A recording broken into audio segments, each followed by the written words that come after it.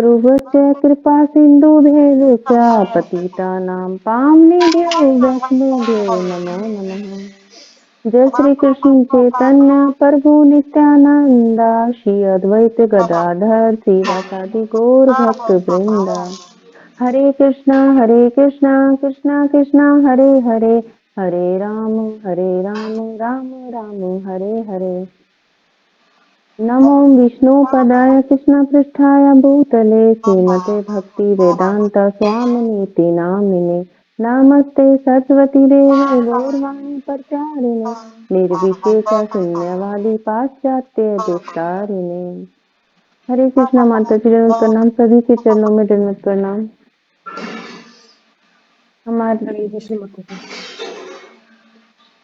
हमारी नई बुक अभी जो चली हुई है 7वां अध्याय, और बुक का नाम है राजविद्या। अध्याय 7 का नाम है गुरु में श्रद्धा तथा श्री कृष्ण शरणागति रूपी ज्ञान। पृष्ठ संख्या है 84, 84। श्लोक है अज्ञानश्च धानश्च संचात्मा विनश्यति, नायं लोक अस्ति न परो न सुखम संचात आत्मना। परंतु शास्त्रों में शंका रखने वाले अज्ञानी तथा अश्रद्धालु मनुष्य को भगवत चेतना की प्राप्ति नहीं होती। संशय आत्मा के लिए तो हम इस लोक में अथवा परलोक में भी कोई सुख नहीं है। भगवत गीता 4.40। ज्ञान के इस पथ पर जो ग्रहण करने में संकोच करते हैं उनके लिए कोई अवसर नहीं रह जाता। संकोच अज्ञान के कारण होता है।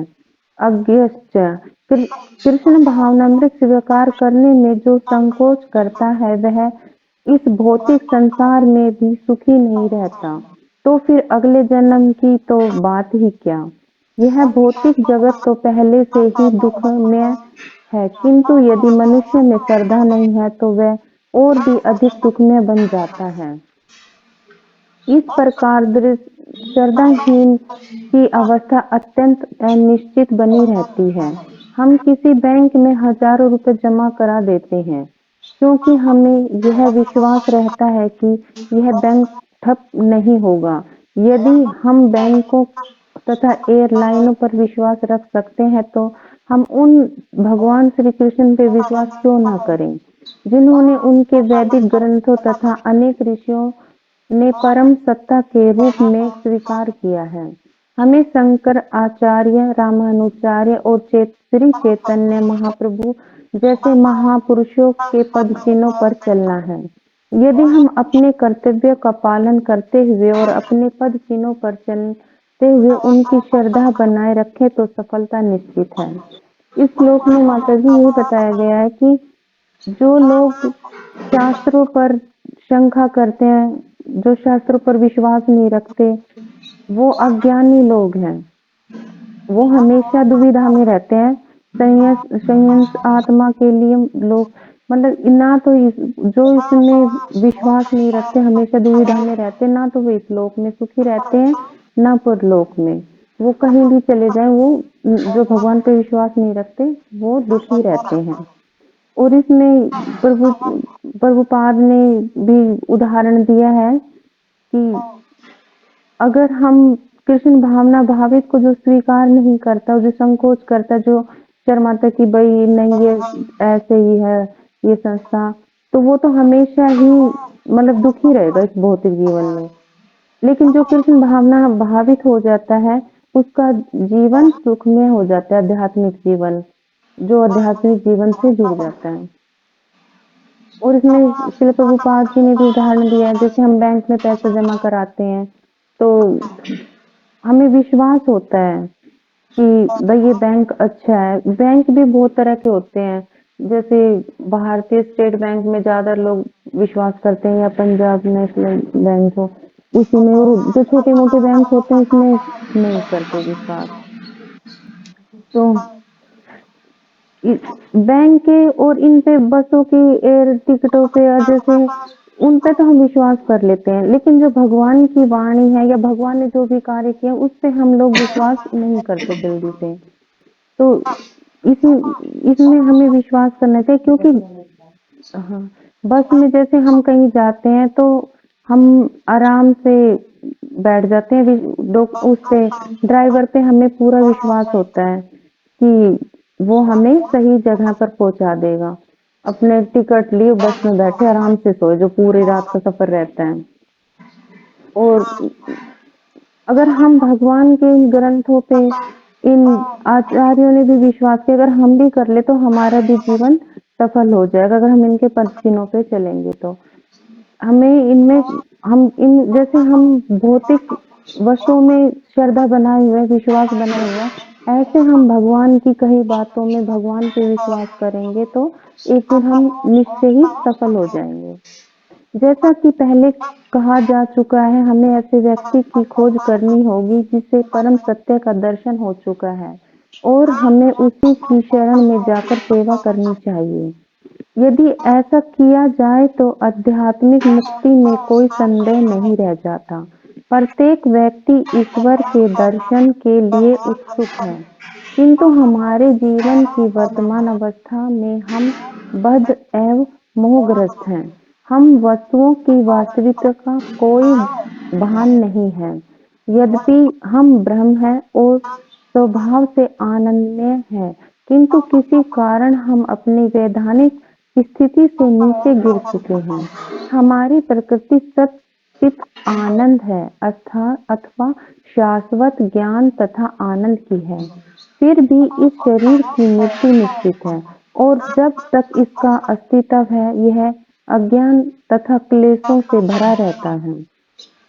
इंद्रियां अपूर्ण हैं, अतः इनके द्वारा पूर्ण ज्ञान की प्राप्ति संभव नहीं है।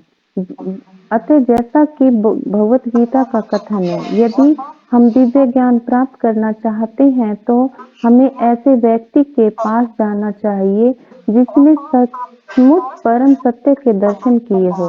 तद विधि परने पाते न, ये अध्याय संख्या 4 का 34वां श्लोक जो बताते हैं कि हमें गुरु के पास जो जाना चाहिए और उनसे विनीत भाव से जाके प्रश्न पूछने चाहिए। परंपरा अनुसार ब्राह्मणों को गुरु होना चाहिए, किंतु इस कलयुग में योग्य ब्राह्मण खोज पाना कठिन है। फलस्वरूप योग्य गुरु मिल पाना दुष्कर है। इसीलिए चैतन्य महाप्रभु ने संस्तुति की है कि बा प्रिय की बा सन्यासी रुद्र के ने यही कृष्ण तत्व वेता से गुरु है। कोई ब्राह्मण है कि शूद्र अथवा सन्यासी या गृहस्थ, यह महत्वपूर्ण नहीं है। यदि वह कृष्ण तत्व ज्ञान को जानता है तो वह प्रमाणिक गुरु है। इसमें इस पैराग्राफ में ये बताया गया है कि जो व्यक्ति इस भगवान के परम सत्य की खोज कर लेता है, मतलब जान लेता है दर्शन को, तो वो हमेशा ही चित्त में सतचित आनंद रहेगा, क्योंकि भगवान के हम अंश हैं और भगवान हमेशा आनंद में रहते हैं, तो हम जीव आत्मा भी आनंद में रह सकते हैं, क्योंकि भगवान तो सतचित आनंद है। इसीलिए जो इस अवस्था में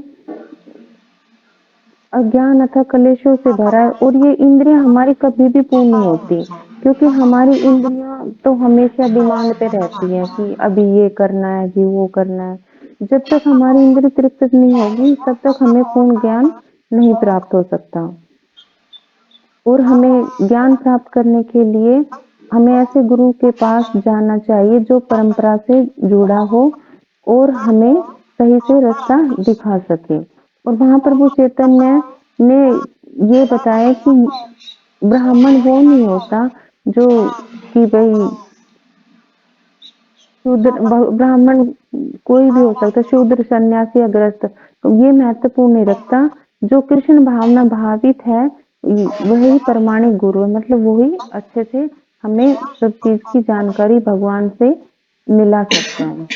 श्रीमद् भगवत गीता कृष्ण विषयमक विज्ञान है। यदि हम अपने तर्क, बुद्धि अथवा दार्शनिक ज्ञान से अन्वेषण करते हुए इसका अध्ययन करें तो यह विज्ञान हमारी समझ में आ जाएगा। ऐसा नहीं है कि हम आंखें मूंद कर शरण में चले जाएं। आध्यात्मिक गुरु स्वरूप सिद्ध हो सकते हैं और परम सत्य निश्चित हो सकते हैं। फिर भी सारी आध्यात्मिक बातों को समझने के लिए हमें उनसे प्रश्न करने होंगे।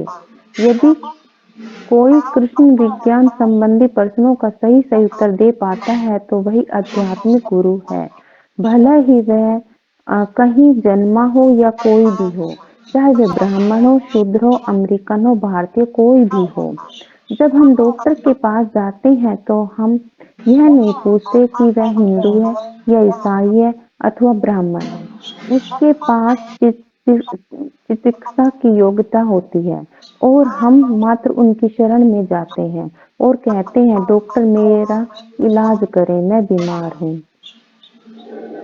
तो इसमें भगवत गीता का मतलब हमें कृष्ण विषय, भगवत गीता में हमें भगवान कृष्ण के बारे में ही बताया गया है और हमें अपनी बुद्धि से कुछ न समझकर हमें गुरु की सहायता से भगवान को समझने का प्रयास करना चाहिए और गुरु आंख मूंद कर ना बनाए, उसको अच्छी तरह से छानबीन करें जो हमें आध्यात्मिकता से जोड़े और हमें परम सत्य भगवान की खोज में हमारी मदद करें।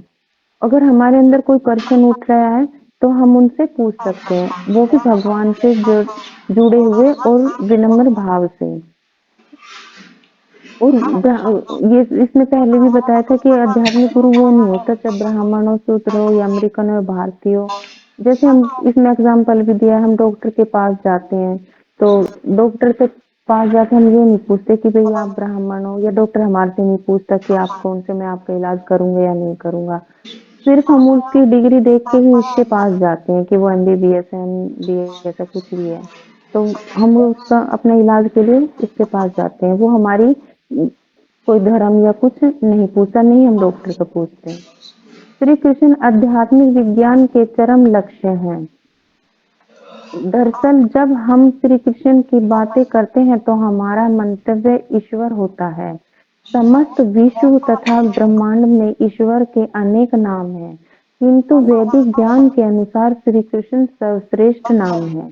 इसीलिए श्री चैतन्य महाप्रभु ने इस युग के आत्मबोध में निमित्त हरे कृष्णा कृष्णा कृष्णा हरे हरे, हरे राम राम राम हरे हरे के जप का कीर्तन की स्तुति परम श्रेष्ठ विधि के रूप में की है। जिन्होंने जाति या सामाजिक अवस्था को कोई भेदभाव नहीं बरता। वास्तव में उनके अधिकांश उन्नत शिष्य समाज में पतित माने जाते थे। उन्होंने हरिदास ठाकुर के मुसलमान होने पर भी उन्हें नाम आचार्य अर्थात पवित्र